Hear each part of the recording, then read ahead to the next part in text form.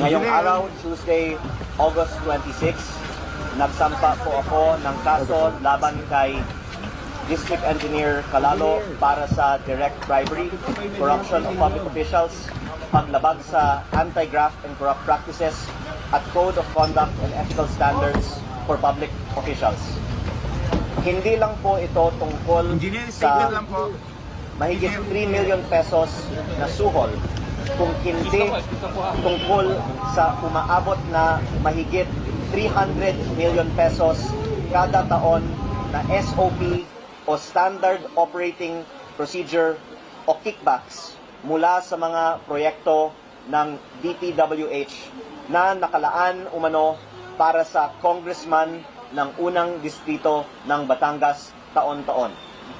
Ayon sa aking sworn statement, sinabi sa akin ni DE na gusto ng mga contractors dito sa unang distrito ng Batangas na makipag-meet sa akin at kaya daw nila akong bigyan ng 5% hanggang 10% mula sa 3.6 billion ng mga proyekto ng unang distrito ng Batangas o 180 million hanggang 360 million pesos. Ang paliwanag sa akin ni DE, natutuwa daw ang mga kontraktor sa mga programa ko para sa edukasyon.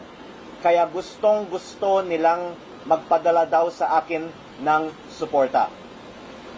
May isang kontraktor na handa na raw mag-withdraw ng inisyal na 15 million pesos cash para sa akin kinabukasan. Yung 3.1 million pesos naman na dala ni DE ay 3% mula sa isang kontraktor na may 104 million pesos in projects na may resibo at komputasyon sa supot ng pera na dala ni DE. Ipinaliwanag sa akin ni DE ang sistema sa pa-award ng mga proyekto sa unang distrito ng Batangas. Ayon sa aking sworn statement, hindi nagkakaroon ng tunay na mga bidding sa DPWH projects sa unang distrito ng Batangas. Pinipili lang daw ng congressman ang contractor na nagbibigay ng SOP. Pinangalanan din ni DE sa akin ang mga pinakamalalaking mga contractor sa unang distrito ng Batangas, kung sino ang mga taong nagpasok at pumipili sa kanila para manalo sa bidding noong panahon ng dating congressman. Kung nag-agree ako kay DE, ngayong linggo ay inimit na sana namin ang mga kontraktor at makakapagbigay na po sila ng milyon-milyong pisong DPWH kickbacks mula sa 2025 projects na na-award na sa kanila. Sa loob ng 3 taon, aabot po siguro sa mahigit 1 billion pesos ang DPWH project kickbacks na nakalaan para sa congressman ng unang distrito ng Batangas. Kaya po, binabanggit na mayroong ibang mga tao na mas may kasalanan kaysa sa mga district engineer.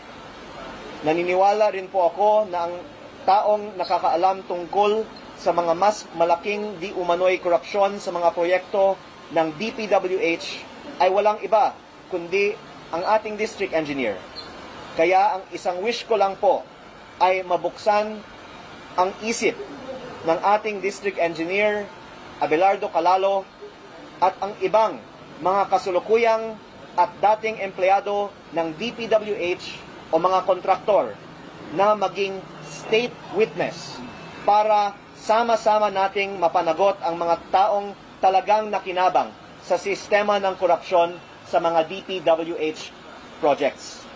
Dahil kailanman ay hindi ako tatanggap ng kickbacks, wala akong pag-aatubili na ipaglaban na ang lahat ng mga proyekto sa unang distrito ng Batangas ay dapat gawin ng tama.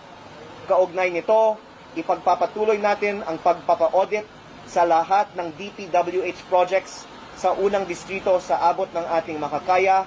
Hindi